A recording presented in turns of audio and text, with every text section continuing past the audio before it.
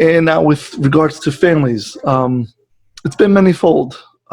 Families have all reacted differently. Some of them thrive off of this, some of them have not. It's kind of hard to get into those details. So once again, all those details it's hard to kind of expand on, especially in this capacity. Conversation around the family component. Everything I'm speaking is more vague. I can't speak of details due to a lot of different legal issues, so I'm very, very self-aware to that. However, some families, like I said before, are thriving in a sense, but it's a false sense of security. There's not a lot of feedback from the environment to gauge whether or not they're being successful, but they are experiencing less conflicts in the traditional sense because there's less demands. So therefore, it's harder for them to experience the traditional setbacks or losses. So therefore, they could equate that to being accomplished or making improvements. But it is still, it's hard for me to say that would be the case. But I do know more so that it is definitely a kind of a false sense of security at times, because eventually we're going to have to come out of this. Eventually, we're going to have to come back to normal. And our skills, our patterns are going to be tested again, and we're going to have to make another adjustment.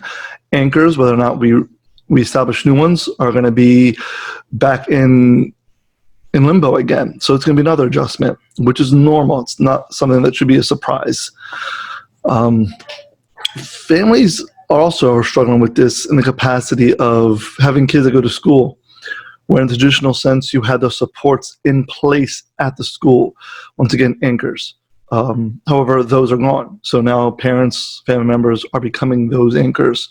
They're becoming teacher assistants. They're becoming tutors while juggling their own demands and a lot of resources that could be relied on, school or daycare, once again, no longer in place. So there's a lot of adjustment when it comes to that. So being able to juggle that on a family level is trying, and it's understandable. So once again, I'm not going to go into details beyond that.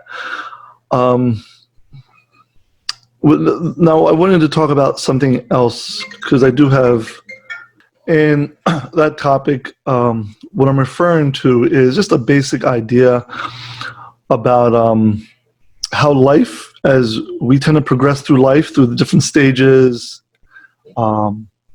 very, very straightforward as we get older. What typically happens with that process, it tends to get complicated. I guess that makes any sense. Our life tends to get more complicated as we get older. Part of it is developmentally, we don't have the awareness when we're young of the different nuances of our environment, but at the same time, it's something that we also create. Our behavior patterns generate certain responses, and we become aware of those consequences, and then we realize that there's consequences to them, and we are kind of in a loophole, like Groundhog Day, so to say. And over time, it just gets more and more complicated. Those loopholes, those feedback systems, those decisions, those consequences don't tend to alleviate our situation. They tend to complicate things. So what is good about therapy is I tend to simplify those patterns. I try to break those patterns. I try to interrupt those patterns, different legacies, different trends, different behavior patterns. I try to interrupt them and create new ones. What I also try to do without giving it the title is I, in a sense, try to make people's lives more simple. When I do that, that is therapeutic. If you do it on your own, that is therapeutic. Just making your life more simplistic, serving its purpose, that is therapeutic. So, and on that same note, when it comes to the general conversation, is we all have therapists. My dog is my therapist. My family is my therapist. My faith, my Christian belief is my therapist. They're all therapy to me. And we all should seek out to have those therapeutic tendencies in our lives. When they tend to lack, that's usually when you kind of need a therapist in the traditional sense. And not trying to imply anything, just keeping it simple, but we all have therapists.